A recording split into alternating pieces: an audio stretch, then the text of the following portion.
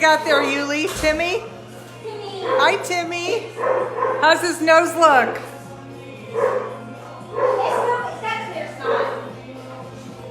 I haven't heard any coughing out of him, though. Maybe a little bit of huffing, and that's about it. Yeah. Hi, everybody. We're going to wait till we get some people jumping on, and then we're going to start. It is 7:30. Oh. Live at Oliver's house. I haven't seen you guys in a while. Boy, I'm glad to be on here. I want to turn the camera around so I can see who's jumping on. Hold on, these buttons are different. There we go. Let's see here. Michelle Haddon says hi, Tracy. Sylvia Salazar's watching, and Debbie from Vermont. Bert Snyder. Tracy Dolan from North Carolina. We're going to wait till we get a couple hundred people on. Oh, there's my wonderful friend Rhonda Harmon, our leader. How are you, Rhonda? The mange mama. You know, I nicknamed Rhonda that, gosh, it's been, I don't know, maybe 12 years ago or so. Just a little bit of history before we get started, but Rhonda started handling all the mange dogs, and way back in the day, the vet used to send you home with a syringe with ivermectin. And Rhonda and I would sit in the back of the car with this little calculator trying to make sure we were doing it right. We were all worried, but it was a daily dose of this stuff. But she just got hooked on it, and I started calling her the mange mama. And boy, has she done a fabulous job with our mange babies. You probably saw Mason. That was on the front of the Facebook page. That dog, we will never forget. I remember calling her and saying, Rhonda, I don't even know what kind of dog this is because he is so bad. And he blossomed into one of the most beautiful border collie mixes, as you could see. And the pictures of him looking out into the, just to all the property he has, it sends chills up my spine. Could not be happier for that dog. And I know Rhonda, when she sees the pictures, I know she cries. Boy, we've certainly had our fair share of them over the years. So, okay, we almost have 200 people on. We're going to get started here in a minute. Hi, Susie Messina. Yep, Rhonda loves her mange babies. Barry says, God bless mange mama. I know, that's what I say. Judy says, not many people like the smell of mange. Oh, gosh. Rhonda loves it. In fact, she smooches them right on the lips. So do I, though. I don't care. To me, they're just all beautiful. And way back in the day, they used to euthanize dogs for mange. I mean, now it's just one pill, they're done. So things have changed over the years quite a bit.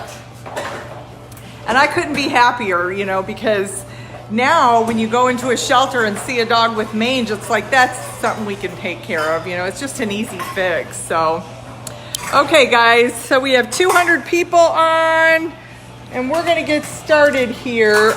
We have a couple of announcements before I get into showing everybody all the new dogs. Boy, it's been a week, let me tell you. Robbie says Queen Vera is watching. Yes, our little Chihuahua Vera. She's had a little whisper in her ear from Grouchy Grandma, I think. Robbie loves her though, but she's all Chihuahua. Let me just tell you that. If she doesn't want to do anything unless it's her idea. Okay, so let me make one of our first announcements. So September 23rd, it has just literally crept up on us. That is our annual fundraiser. It's the Big Give. We do this once a year.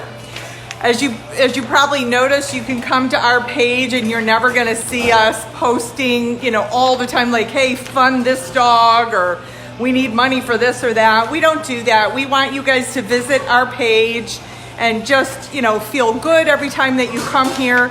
But once a year, we do a fundraiser, so we are gonna ask people to participate. It's a lot of fun. The competition is, you know, there's 200 or 300 nonprofits in the San Antonio area that compete. So we are enrolled and we want to win. So the first thing I'll mention that I want to just plant this seed. We're looking for champion fundraisers, and it's real easy to do. Basically, you just sign up, you just put your name on the site and help us fundraise. So for example, you'd post on your page and ask your family and your friends if they could also donate. The minimum donation is $10. And you know, truly, I don't feel bad asking anybody for $10. And if you can't afford to do that, don't worry. You can always forward our posts. Any act of kindness is always appreciated with the Big Give. So that'll be September 23rd. And I'll give you guys some more information on that. And you probably also noticed that our theme this year is There's No Place Like Home.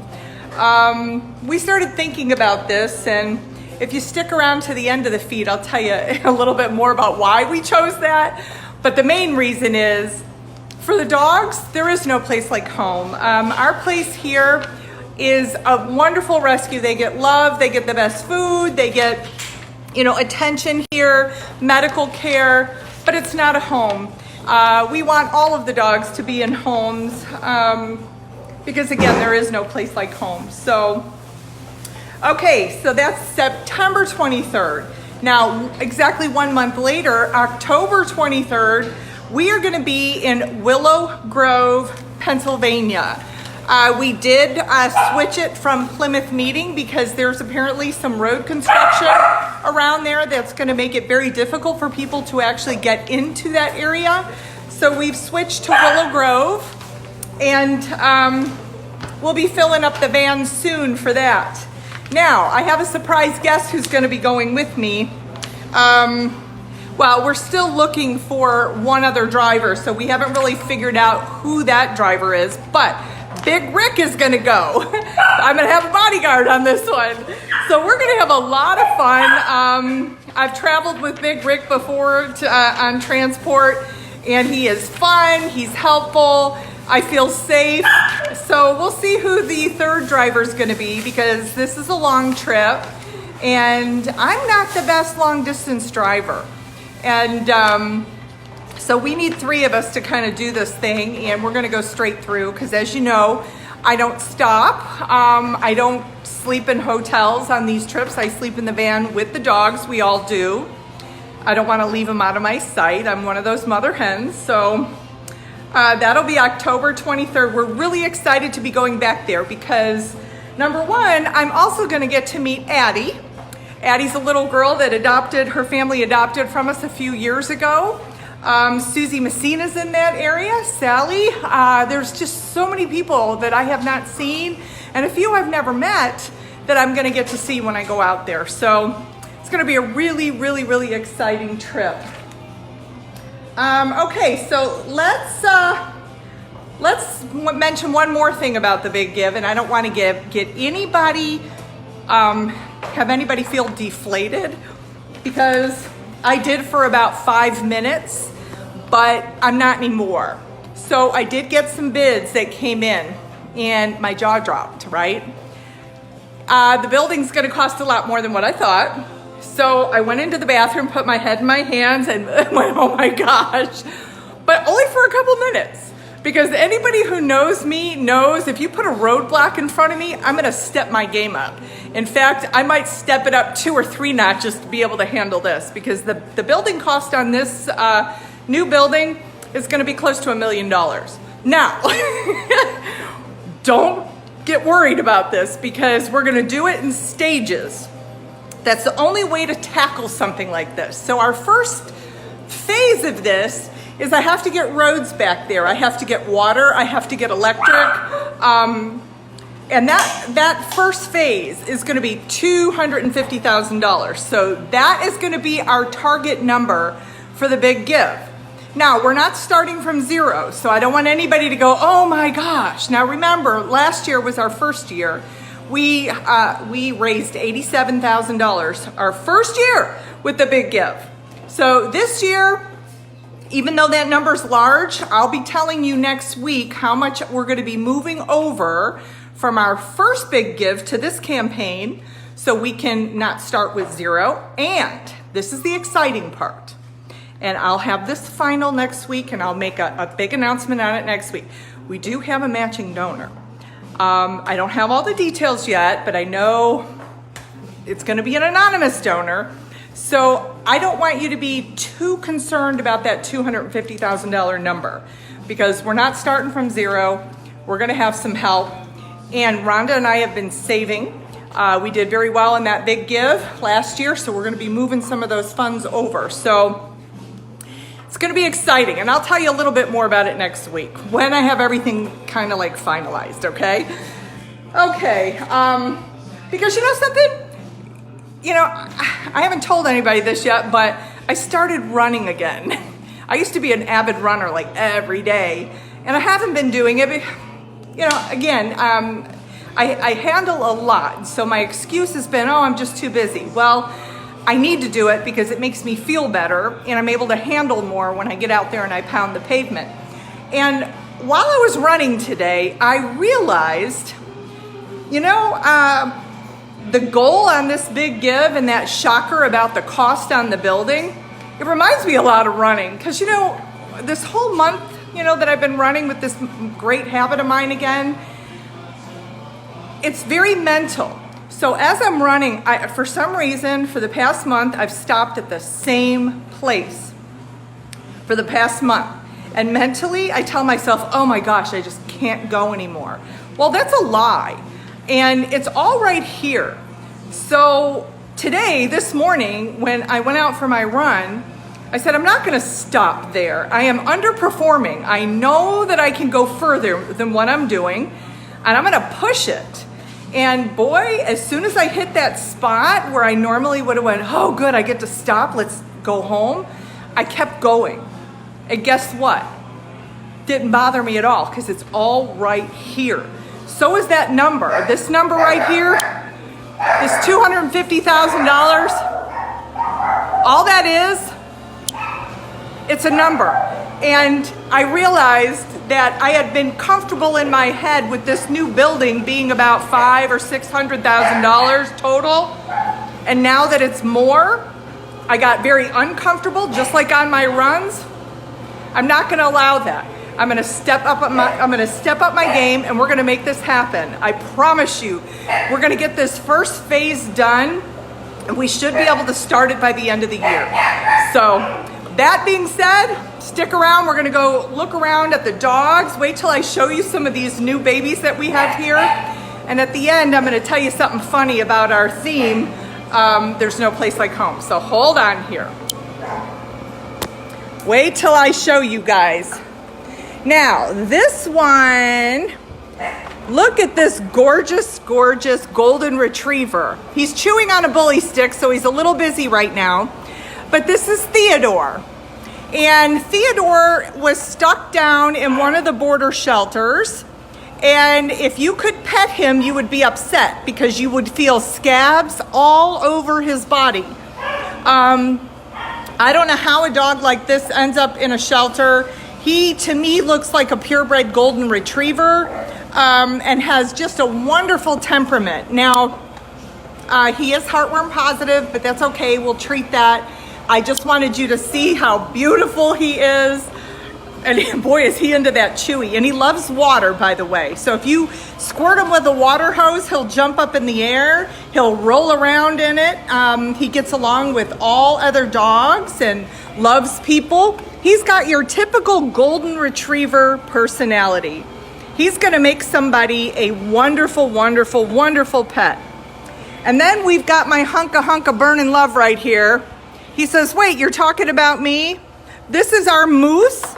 But typically our big black dogs, they just take a little longer to adopt out.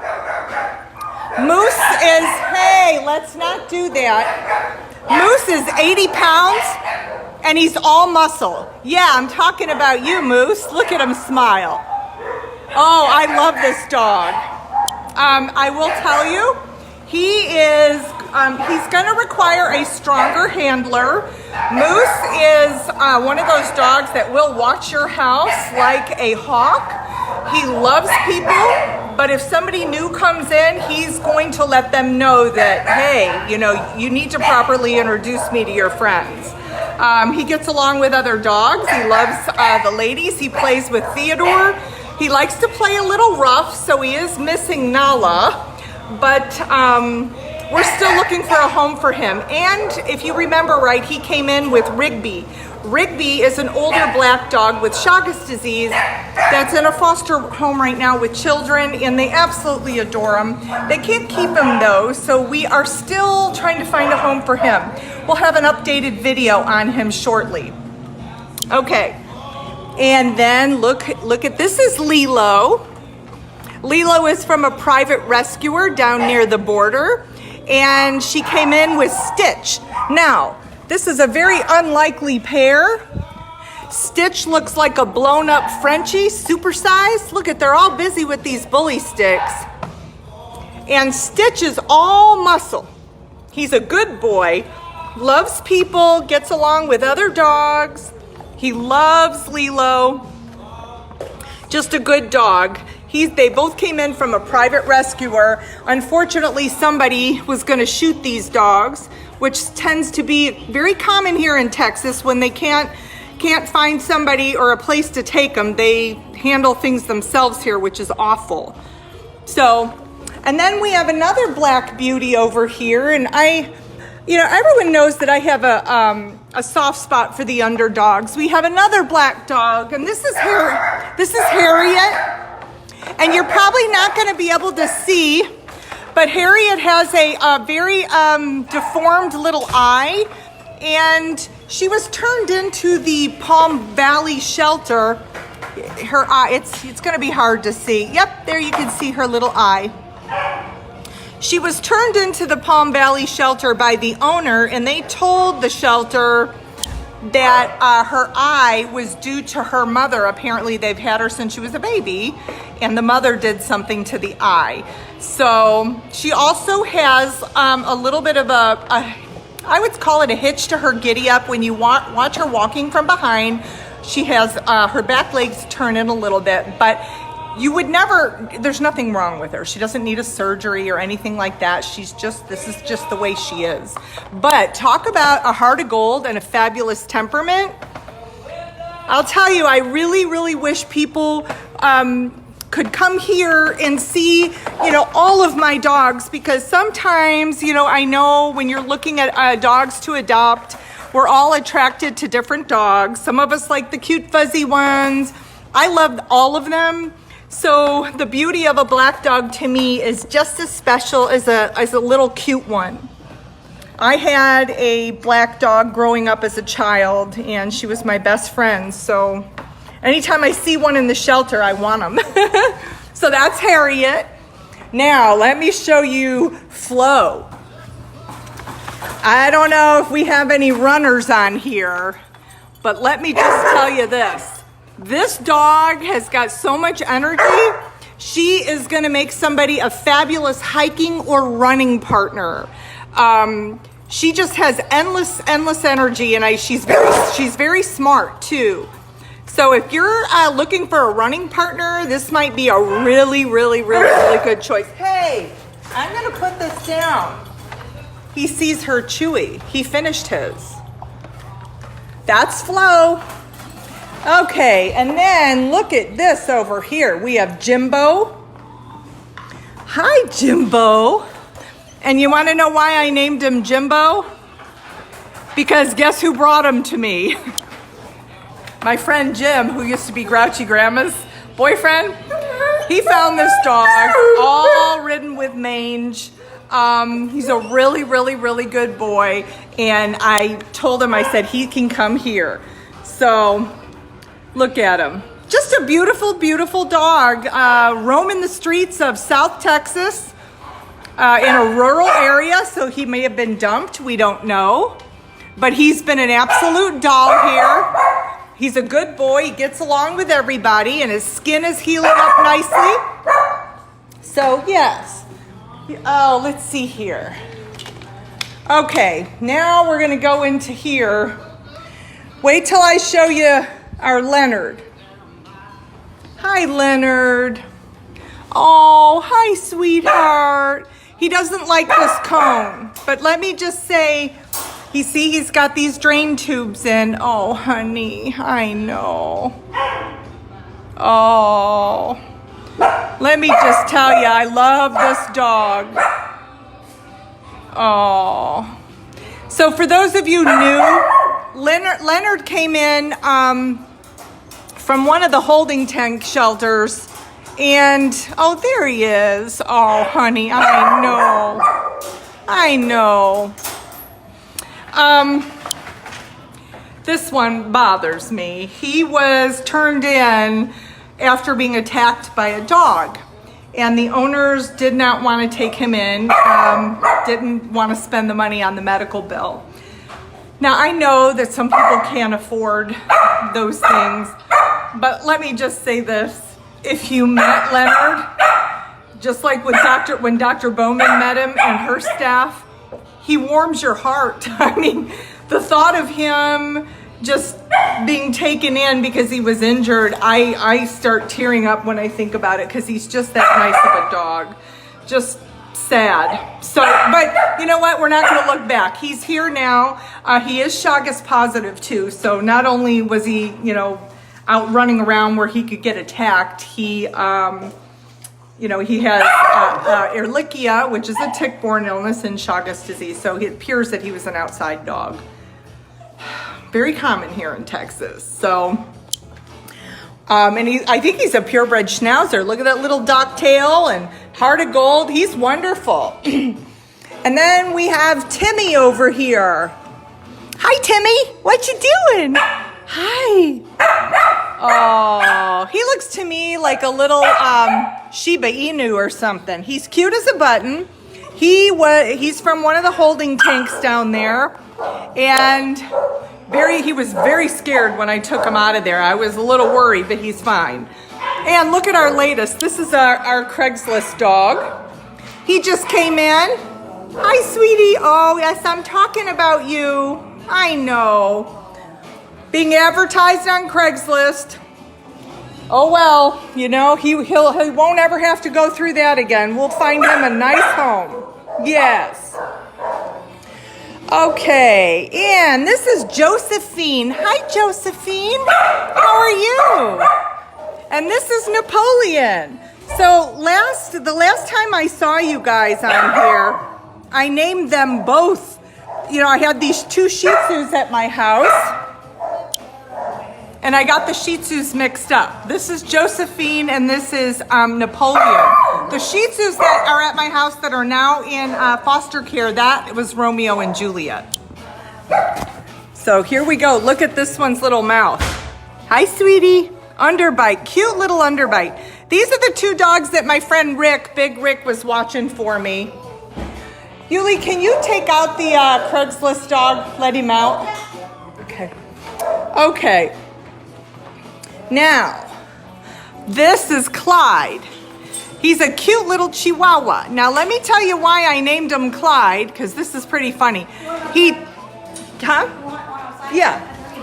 So he dances like a Clydesdale horse. If you were to see this little Chihuahua outside, he literally dances. It's the cutest thing ever. He's trying to do it here. Hi, Clyde. Look at him tap his little feet. Oh, I just love him. Oh, my. He's tiny, too. Okay, and then this is Santos. There is a story behind this one. I'm going to tell you in a minute. And there is our little Toby. He's from one of the shelters, and he's not from a holding tank. That's little Toby. So let me tell you about Santos. Okay. Hi, sweetheart. Are you okay? You're okay, sweetie. It's okay. Come here. Come here, honey. It's okay. It's okay. Come on, baby. It's okay. You're good. It's okay, honey. He's scared right now. I don't think he likes the camera. Let me tell you what happened with this dog. So I was in one of the holding tanks, and that little dog was the last dog in the run. I was taking everybody else, but he was not being nice. And so, but I wasn't gonna leave him there. So I swooped a leash over his neck and, you know, picked him up, and he was fighting me the whole way. And honestly, guys, you know, our program really is too small here for me to take a lot of dogs that have behavior issues. I have a soft spot for them all because, let's face it, when I was younger, and maybe even now, I'm a behavior kid, right? So, you know, I try to give everybody a chance. So when I got this dog back here to the rescue, he wouldn't let me get him out of the van. He was lunging, and his teeth were clanging and hitting, and I'm like, oh my gosh. So finally got him out, and we've been working with him, and now he is letting me pet him. I don't think he likes the camera, but he will not be ready for adoption for a while. We're gonna work with him and just, we're gonna see how he does, you know, overall. But a night and day improvement over what he was doing when I first brought him in. Lisa Matzella was here. She's like, oh, Tracy, how are you gonna get him out of the van? It was an ordeal, but you know, again, the dog was out of his mind, petrified. I believe that he was not being handled correctly in that holding facility. And I can only imagine, I mean, the best way for me to describe it, what I saw in that dog's face was pure terror. And honestly, I thought, well, you know what, if I bring him back here and he's like viciously biting, we can't work with that. Some dogs, you know, you cannot adopt out when they're doing that. And I would have rather been the person that brings them to the vet than have them have that happen down there in one of those holding facilities. But he's calming down, and I see a sparkle in his eye and a gentle soul. So we're working with him. Okay, so let me see. I can't really walk in here because remember, guys, wait though. Let me see if I show you. There's our Pongo. There is Zuli. There's Elmer. There's Bozeman and Nisha. And then, you know what, I'll have to have Yuli come in here and show you guys these other two over here. So for right now, I'm going to take you in the isolation ward, and then we'll go back in there because there's two dogs in there I want you to see. One is Frankie and one is Morgan. Hold on here. Well, let's go in ISO and then we'll come back. Okay. So I have a sweet little min pin here. Oh, honey, that's Bixby. He's been coughing, so he is in our isolation ward, but his energy is good. He's eating good, so I'm not super worried about him, thankfully. He's actually doing well. And then, look at these. They're doing great, too. These are the little Jack Russells and a little stowaway. Yep, they came from one of the holding tank facilities down there, and we are doing our best to keep them as healthy as we possibly can. And so far, everybody's doing well. And then, this is a kind of a sad little thing over here. But this little family, there is a mama dog, there she is. She came in, and it looks like she had been matted all the way down, and the people just gave her, like, you know how when you were younger, your mom would cut your bangs? That's kind of the haircut she was given. But the family didn't want her anymore. And she has 4 babies. Yes. And I believe that they were kept outside. I'm going to be moving Mama because she's really, the babies are old enough. They don't need to be in here anymore. Hi, sweeties. And all of these babies are going to be available for our Willow Grove transport on October 23rd to Willow Grove, Pennsylvania. So that's Pepper and her 4 babies. So now let's go back in here and see if Miss Yuli can show us the 2 we're missing. And then we also have Ruby right here. Ruby is a singleton puppy. I can't pair her up with anybody yet because she's got a little bit of a nose thing going on. Yes, I know, honey. I know. She wants to play with somebody. We let her outside, but she does have some nasal discharge. Those shelters are just... Well, she's not from a shelter, guys. She's from one of the holding tanks. And I am going to tell you this. I'm getting to a point where I go down there and I'm walking a fine line of not being able to keep my mouth shut anymore, and there's just no other way to put that. The conditions are not humane, and you're kind of in a catch-22 with these places because if you say anything, you get blackballed and you can't go back. But if you don't say something, you feel like, you know, that's just not my nature, right? It's very, very hard for me. Some of the stuff that I saw last weekend, has been on my mind, weighing on my mind. Again, it puts me in a catch-22 situation. So I'm doing some soul searching on that. So Yuli, we want to take a look at Frankie and Morgan. I want to show them Frankie's blue eyes. So I can't go in the room, so I'll just have you look at him or open his crate up. You might have to shut the door. Oh, yep. You got to put that little latch. There's a little latch down there. Hold on. You can latch that crate so he can't do that. Okay, come here, Frankie. He's got beautiful blue eyes. Look at him. Oh. When they have chewies, boy, high value items, right, Pongo? Okay, and then let's see. Oh, look at her. Hi. That's Morgan. Hi. Oh, she's saying hi. Hi, Morgan. So those are two really, really cute little dogs. And then we have our longer term stay dogs in here. This is like the Chihuahua room. Oh my gosh. You want a Chihuahua? Look at Jack over there. Oh my gosh, there's Herman. He's hiding. That's Ben and Jerry. Look at them all. Typical Chihuahuas, right? Oh my gosh. Okay, so that is about it.